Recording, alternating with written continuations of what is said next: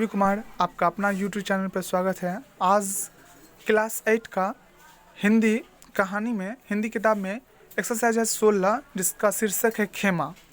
उसकी कहानी को देखेंगे और ये आपको 8 के जो एग्ज़ाम होगा उसमें तो हेल्प मददगार होंगे ही, साथ जो बच्चे मैथिली या उर्दू रखे हैं उसके लिए भी ये चैप्टर क्लास 10th में भी काम आएगा। इससे भी क्वेश्चन आंसर्स पूछते हैं। 100 नंबर का 8 का ही हिंदी 10th में ही पढ़ा जाता है। कब? जब मैथिली और उर्दू रखा जाता है तब। अन्यथा यदि आप संस्कृत रखते हैं तो ये ज़रूरी नहीं है पढ़ने का। आप क्लास 10th के लिए बोल रहे हैं तो उसके लिए अलग से हिंदी आता है, वो पढ़ना पड़ता है।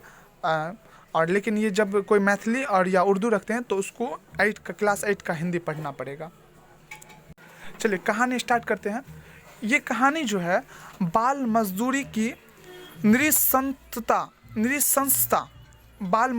नृशंसता को उभारने वाली कहानी खेमा हमें बाल श्रमिकों के प्रति संवेदनशील बनाते हैं। बाल श्रमिक यानी कि बाल मजदूर, बाल श्रमिक मतलब बाल मजदूर, बाल अधिकारों की अवधारणा समकालीन विमर्श का महत्वपूर्ण गद्य है।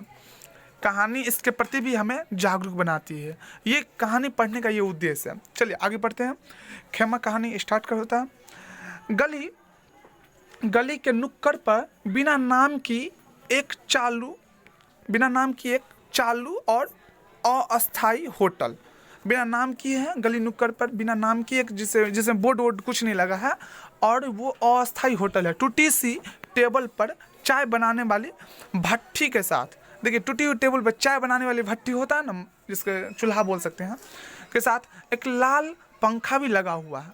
पास ही दीवार से सटे एक टेबल पर 8-10 लीटर दूध से भरी एल्युमिनियम का भगोला, यानी कि बड़ा सा होता है ना कढ़ाई टाइप या सस्पिन टाइप का जो बोले आप, उसमें जिसमें दूध रखा जाता है वो भगोना और चाय, शक्कर के डिब्बे ये सब रखा हुआ है। चाय मतलब चाय पत्ती यहाँ पर, और शक्कर के डिब्बे यानी चीनी का डिब्बा भी रखा हुआ है।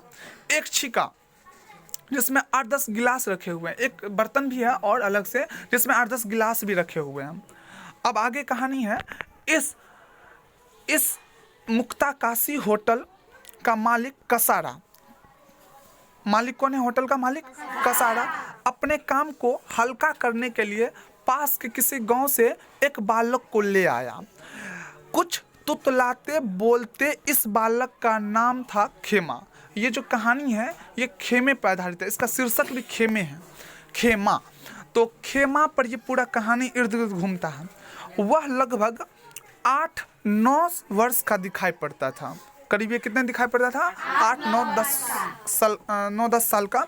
उसका रंग गेहुआ था, यानी गेहुआ कलर, यानी कि ना ज्यादा गोरा में भी पीला पर नहीं होता है जैसे आप लोग हैं इस टाइप का, गेहुआ कलर। कद लगभग 3.5 फुट, खाकी निकर के साथ पैबंद लगी कमीज पहने था। दूध के दांत अभी गिरे नहीं थे, दूध का दांत गिरे नहीं, और चढ़ने लगा खेमा रोजगार की पहली पायदान पर। सुबह, अब आगे कहानी है। सुबह की ग्राहकी के समय कसारा चाय बनाता और खेमा गिलासों को ग्राहकों को दे आता। माने वो कसारा चाय बनाता और खेमा सबको चाय का प्याला बढ़ाता, चाय का गिलास सबको बढ़ाता। फिर अपनी नन्ही उंगलियों के बीच 4-5 गिलासों को उठाकर टंकी पर धोने ले जाता। माने 5 उंगली है ना, तो उसके बीच में 4-5 एक गिलास नहीं, एक उंगली डाल के पकड़ते हैं, उस टाइप का पकड़ के वो 4-5 गिलास को एक साथ और टंकी पर धोने के लिए ले जाता। खेमा गिलासों में पानी डालकर उलट देता और धुले गिलासों को टेबल पर रखे छिक्के में पंजों के बल खड़ा होकर जमा कर देता। यह क्रम उसकी नियति बन गया था, माने रोज काम और ये सब कुछ बन रहा था, ऐसे चल रहा था। अब आगे कहानी है। एरे खेमा, ये डायरी ले जा और लिखवा ला। 3 साइकिल वाले के, 2 मास्टर साहब के, 5 सेठ जी के। कसारा ने खेमा को आदेशात्मक स्वर में कहा। वो कसारा थे जो चाय दुकान का जो मालिक था, होटल का मालिक था, वो खेमा को आवाज़ देता है। ये आवाज़ देते, क्या आवाज़ देते हैं? एरे खेमा, ये डायरी ले जा और लिखवा ला। क्या लिखवा ले? तो 3 साइकिल वाले के, साइकिल वाले के जो 3 चाय जो लिया वो 2 मास्टर साहब के 5 सेठ जी के कसारा माने वो आवाज़ देते हैं खेमा को। अब इधर देखिए खेमा उसको आवाज़ देते हैं, हाँ काका अभी लेकर जाता हूँ, हाँ काका अभी लेकर जाता हूँ। आगे कहानी है, चाय के साथ खेमा डायरी लेकर चल पड़ा। 8-10 मिनट बाद घूमता घूमता खेमा डायरी लेकर आया। वह संभवतः समझने लगा था कि दुकान पर जाते ही फिर पिघला। इतनी देर कहाँ है रे खेमा? कसारा ने खेमा को झिझकते हुए पूछा। वो माने हकलाता है ना बच्चा, तो वो माने माँ साहब दुकान पर नहीं थे। खेमा सफेद झूठ बोल गया। कुछ समय बाद खेमा उठा और गिलास धोने लगा। समझे, ये जो वहाँ खेमा झूठ बोल रहा था। माँ साहब दुकान पर नहीं थे। माँ साहब माने मास्टर जी मास्टर दुकान पर थोड़ी होंगे, तो स्कूल में होंगे। वहाँ पे वो झूठ से पकड़ा गया। माँ साहब दुकान पर नहीं थे। खेमा सफ़ेद झूठ बोल रहा था वहाँ पे, समझे ना। और वो कुछ समय बाद गिलास धोने के लिए चल पड़ा। आगे कहानी है, जब होटल पर चाय पीने वाले इक्के दुक्के लोग रह गए, तब खेमा ने अपने सेठ कसारा से कहा, मेरे पैर जलते हैं, चप्पल ला दो काका। मेरे पैर जलते हैं, गर्मी होगा, समझे ना, तो जलते हैं। अभी रख दूंगा चप्पल सिर पर, चल अपना काम कर। बड़ा आया चप्पल पहनने वाला, ये किसका डायलॉग होगा? कसारा का होगा। अभी रख दूंगा चप्पल सिर पर, चल अपना काम कर। बड़ा आया चप्पल पहनने वाला। खेमा निराश हो गया। अप्रैल का महीना था। अप्रैल में जानते हैं कितना धूप रहता है, गर्मी रहता है। धूप गहराने लगी थी। धूप क्या हो रही थी? गहराने खूब जोर की। नंगे पैर खेमा इधर कालू की बैल की तरह घूमता। यहाँ पे कालू की बैल माने कालू की बैल बहुत काम करता है, वो कहानी अलग से है कालू की बैल पे। तो उस तरह वो उधर उधर घूमता। जूठे गिलास धोने जाता तो पहले अपने पैर धोता, क्यों जल रहा था उसका पैर गर्मी से। शायद जलते पैर पर पानी गिरने से खेमा को क्षणिक तसल्ली मिलती थी। काम निपटा कर कसारा रोटी खाने बैठा। 2 रोटी, प्याज और चटनी लेकर खाना खाने लगा। खेमा भी इसी टोह में था कि अब खाना मिल जाए, तब खाना मिल जाए। इस बीच 8-10 लोग बेंचों पर आ बैठा। कसारा हाथ धोकर चाय बनाने लगा। खेमा का उतरा चेहरा देखा नहीं जाता था। फिर आगे कहानी है, खेमा ग्राहकों को चाय देता है। खेमा क्या करता है? ग्राहकों को चाय बढ़ाता है, पानी पिलाता और ग्राहकों के आदेश पर बीड़ी सिगरेट भी ले आता था। रोजाना चाय पीने वाले ग्राहक खेमा को भद्दी गालियां देकर पुकारते और खेमा डरा सहमा मुस्कुराता हुआ अपने काम में लगा रहता था। हाँ, कनखियों से अपने नियमित ग्राहकों पर 1-2 बार नज़र जरूर डाल लेता था, क्योंकि उनसे जान पहचान हो गई थी। एरे खेमा कहकर रोटी की तरफ इशारा करके कसारा पास के बरामदे में दोपहर की झपकी लेने लगा। माने कसारा जो है दुकान का जो मालिक है, वो खेमा को इशारा दे दिया, जे एरे खेमा रोटी की तरफ इशारा दे दिया, जो खा ले, मतलब जाओ खा लो खाना। खेमा ने भी अपना पेट भरा। अब उसको भी थकान मारे नींद आने लगी। कसारा सोते भला खेमा कैसे काम कर सकता था? माने कसारा सोते अब भला खेमा कैसे आराम कर सकता था? आराम, अरे जब मालिक सो रहा तो स्टाफ कैसे आराम कर सकता है? उसको तो काम करना पड़ेगा, क्योंकि मालिक तो सो रहा है ना। तो गर्म हवा सहता, थकान का मारा खेमा बैठे बैठे झपकियाँ ले लेता। नींद नहीं आता, झपकी उस टाइप से ले लेता।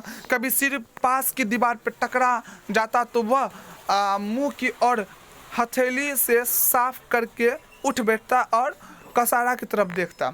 होटल के पास क्लिनिक होने से सुबह शाम ज़्यादा चाय बिकती थी। क्लिनिक माने डॉक्टर का क्लिनिक था, उनके पास ये दुकान होती थी ना, तो चाय ज़्यादा बिकता था।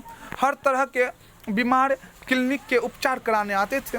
क्लिनिक समझते हैं ना, प्राइवेट हॉस्पिटल, हाँ हॉस्पिटल टाइप का क्लिनिक, छोटा सा, उसमें डॉक्टर बैठते हैं। दवाई लेते, चाय पीते, न जाने कितनों की बीमारी के जीवाणु खेमा के शरीर को क्या है यहाँ पे बिंधेंगे। खेमा इन सब से बेखबर अपने काम में लगा रहता। खेमा को आए लगभग 2 महीने हो चुके थे। खेमा सारी दुनिया कसारा के होटल में सारी दुनिया खेमा की सारी दुनिया कसारा की होटल में सिमट आई थी। अब उसका दुनिया ने कहीं घूमना न फिरना न पढ़ाई नहीं लिखाई कुछ नहीं, बस अब वही है उसका जीना, माने पूरा दुनिया वहीं पे, खाना पीना उठना बैठना रोना धोना सब वहीं पे, समझ ना। ए रे खेमा, कसारा ने पंखा घुमाते हुए जोर से ए रे खेमा। उधर फिर आवाज देता खेमा, आ रहा हूँ। पास के जनरल स्टोर पर बैठा खेमा दौड़ के आया। अब फिर आवाज देता कसारा, कहाँ मर गया था? ये बर्तन क्या तेरा बाप धोएगा? कसारा ने आंखें निकाली, हाँ खूब जोर से, मैंने आंख ऐसे बड़ा करके। कसारा के ताने सुनता खेमा बर्तन साफ करने जा बैठा। फिर आगे कहानी है, ए रे खेमा, पहले यहाँ आके 4 चाय जनरल स्टोर पर दिया। कसारा ने नाटकीय क्रोध में कहा, जा जा पहले 4 गो चाय जनरल स्टोर पर दिया। जा रहा हूँ, खेमा ने शांत स्वर में, जा रहा हूँ शांत स्वर में कहा, मैंने धीरे से कहा, जा रहा हूँ। शाम होते होते बर्तनों की सफाई नहीं हुई, इस कारण खेमा की पिटाई हो गई। खेमा बाल्टी लेकर हैंडपंप पे गया। हैंडपंप माने हाथ से जो चलाते हैं कल नल का, वहाँ पे गया और जैसे जैसे पानी की बाल्टी ले आया, संभवतः कसारा का खौफ खेमा में उत्तेजना भर देता था।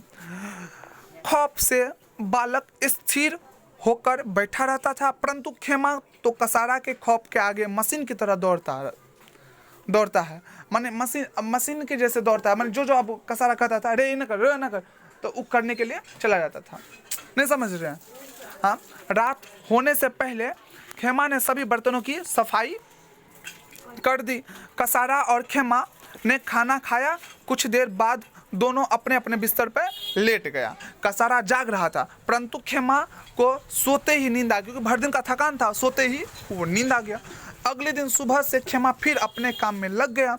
उसके लिए कुछ भी नया नहीं रहा। फिर जागो, फिर दिन भर ऐसे काम करो कालू की बैल की तरह, फिर रात को सो जाओ, फिर दिन भर काम करो कालू की बैल की तरह, फिर रात को सो जाओ, वही चल रहा था।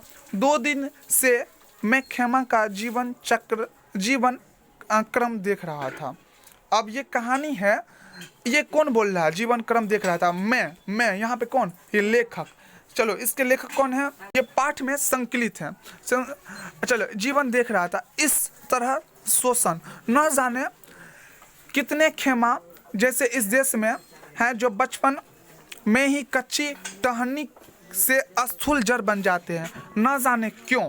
माने बाल मजदूरी पे ये प्रसंग है, जो कितने बच्चे इस देश में कच्ची टहनी से स्थूल जड़ बन जाते हैं, न जाने क्यों। हाँ, उसे ना पढ़ने लिखने देते हैं, ना खेलने धूपने देते हैं, बस काम करो बचपन से। आप भी अपने आसपास कुछ बच्चे को देख सकते हैं जो पढ़ा लिखा नहीं कर रहा, बल्कि काम कर रहा, खेल धूप नहीं रहा, बस काम कर रहा। किसी होटल में बर्तन धो रहा, कोई चाय बना रहा, कोई चाय वाला होटल पे रह रहा। हाँ, तो ये सब थोड़ा उसका मजबूरी कहिए जो कहिए उसके माँ बाप का, लेकिन उस कुछ माँ बाप का गलती भी होता है जो अपने बच्चे को जानबूझ के भी लगा देते हैं। थोड़ा सा बदमाशी किया, अब होटल पे लगा दिया। नहीं, उसे करना चाहिए, जो जाओ स्कूल जाओ, बदमाशी करो, बचपन है तो बदमाशी होगा ही। हाँ, चलो आगे देखते हैं कहानी। जानकारी करने पर मुझे पता चला, जो ये लिखे हैं वो बता रहे हैं, जानकारी करने पर मुझे पता चला कि खेमा के माता पिता ने बच्चों के भरण पोषण के दायित्व से मुक्त होने के लिए अपने 4 बेटे को इसी तरह से बेच दिया। सुनिए ये कहानी फिर सुन लीजिए। खेमा के जो माता पिता हैं वो ने बच्चों के भरण पोषण के दायित्व से मुक्त होने के लिए, माने अब बच्चा कौन भरण पोषण करे, कौन पाले, कौन पोसे, कौन खाना खिलाए, इससे मुक्त हो गया। उनके माता पिता मुक्त होना चाहते, माने बच्चे को हम नहीं पालेंगे, बच्चे को हम नहीं खाना खिलाएंगे, तो बच्चे को भरण पोषण से मुक्त होने के लिए वो 4 बेटे को इसी तरह बेच दिया, खेमा की तरह खेमा को भी बेच दिया। खेमा भाइयों में सबसे छोटा था। मैंने सोचा खेमा को कुछ समय अपने पास रखकर स्कूल में दाखिला दिलवा दूंगा। ये सोच रहे हैं जो लिखे हुए हैं। कसारा चाय पत्ती शक्कर लेने बाजार गया, मुझसे रहा नहीं गया और मैंने खेमा को आवाज़ लगाई। खेमा टेबल पर गीला कपड़ा घुमाता छोड़ मेरे पास आ खड़ा हुआ। मैंने आवाज़ लगाई तो क्या हुआ, खेमा मेरे पास आ गया। क्यों खेमा, तुझे तेरे सेठ जी कितने रुपए देते हैं? मैं पूछा, जो तुझे क्यों खेमा, तुझे तेरे सेठ जी कितने पैसे देते हैं? आगे है, मैंने उत्सुकता से पूछा। फिर बोलता है खेमा, मैं नहीं जानता मैं नहीं जानता बापू जानते हैं, मैं नहीं जानता बापू खेमा बोलता मैं नहीं जानता बापू। खेमा ने हथेलियां घुमाते हुए स्पष्ट स्वर में कहा, तुम स्कूल नहीं जाते हो खेमा? फिर मैं प्रश्न पूछता हूँ। मैंने प्रश्न से खेमा को चौंका दिया। मेरी तो पढ़ने की इच्छा है पर बापू स्कूल नहीं भेजते। कहते कहते खेमा मेरे सामने बैठ गया। तू तेरे सेठ के पास खुश है? मैंने पूछा। खेमा निरुत्तर रहा, माने इसका जवाब नहीं दिया। निरुत्तर मतलब इसका उत्तर नहीं दिया। मैंने पूछा, खेमा तू अपने सेठ के पास खुश है ना? तो मैंने पूछा तो वो निरुत्तर रहा, यानी उसका जवाब नहीं दिया। मेरे साथ चलेगा? मैंने पूछा। मैंने दृढ़ता से कहा, क्या क्या काम करना पड़ेगा? नन्ही सी जान ने मुझे निरुत्तर कर दिया। आप देखिए, अब मैंने जब पूछा तू मेरे साथ चलेगा तो वो पूछता है क्या काम करना पड़ेगा। नन्ही से जान ने मुझे निरुत्तर, उसको ये नहीं आशा थी जो ले जाएंगे मुझे तो पढ़ाएंगे लिखाएंगे, अच्छा खाना देंगे, अच्छा पैसा देंगे, कपड़ा देंगे, बिना काम का। वो सोचा जो मेरे पास ले जाएंगे ना तो हम भी काम ही कराएंगे उससे, तो इसीलिए वो पूछे, पहले ही पूछ बेटा जो काम क्या करना पड़ेगा। तो मैंने प्यार से उसे कहा स्कूल जाना, पढ़ाई करना और मेरे साथ रहना। मैंने प्यार से उसको कहा। आगे कहानी कहता है, उसके चेहरे से प्रसन्नता झलकने लगी, उसको खुशी, जो स्कूल जाना है, मेरे साथ रहना है, तो उसको खुशी हुई, प्रसन्नता झलकने लगी। दो तीन दिन तक छानबीन करके खेमा के गांव का पता लगाया। मैंने पता लगाया खेमा का गांव कहाँ है और उसके पिता से मिलने गांव जा पहुंचा। उसका पिता टूटी फूटी झोपड़ी का बाहर खाट पर बैठा, खटिया जिसको बोलते हैं खटिया पर बैठा था, खाट पर बैठा था।